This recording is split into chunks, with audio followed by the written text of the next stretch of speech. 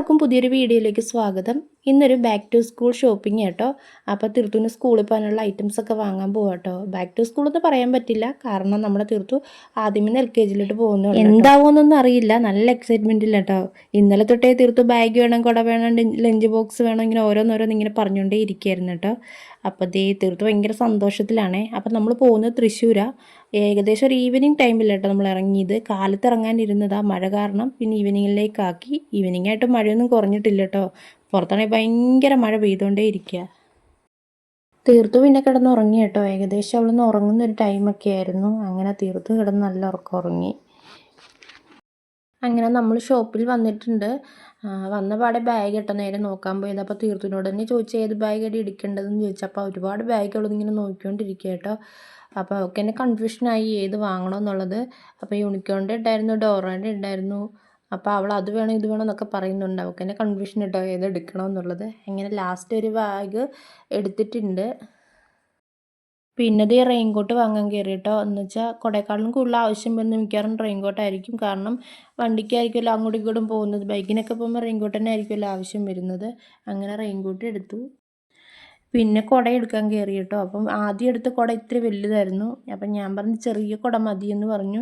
കാരണം കഴിഞ്ഞ കൊല്ലം അംഗനവാടി പോകുന്ന നേരത്ത് വലിയ കുടയായിട്ട് എടുത്തത്. പിന്നെ അത് തിരിച്ചോണ്ട് മാറേണ്ടി വന്നു. നമുക്ക് ആ കുടയും വെച്ചിട്ട് നടക്കാൻ പറ്റുന്നില്ലായിരുന്നു.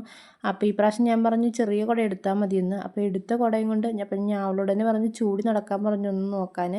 അപ്പോൾ അവളത് അങ്ങനെ കുടയൊക്കെ നോർത്ത് ഇങ്ങനെ നടന്നൊക്കെ നോക്കുന്നുണ്ട് കേട്ടോ, കറക്റ്റാണോ എന്നറിയാൻ. അതുകൊണ്ട് പോകാൻ പറ്റുമോ നടക്കാൻ പറ്റുമോ എന്നൊക്കെ അറിയാൻ വേണ്ടി. അങ്ങനെ കുടയൊക്കെ എടുത്തു കേട്ടോ. പിന്നെ അതേ ലഞ്ച് ബോക്സും വാട്ടർ ബോട്ടിൽ നേരത്തെ വാങ്ങിച്ചിട്ടുണ്ടായിരുന്നു കേട്ടോ. പിന്നെ അതുകൊണ്ട് അത് വാങ്ങേണ്ടി വന്നില്ല.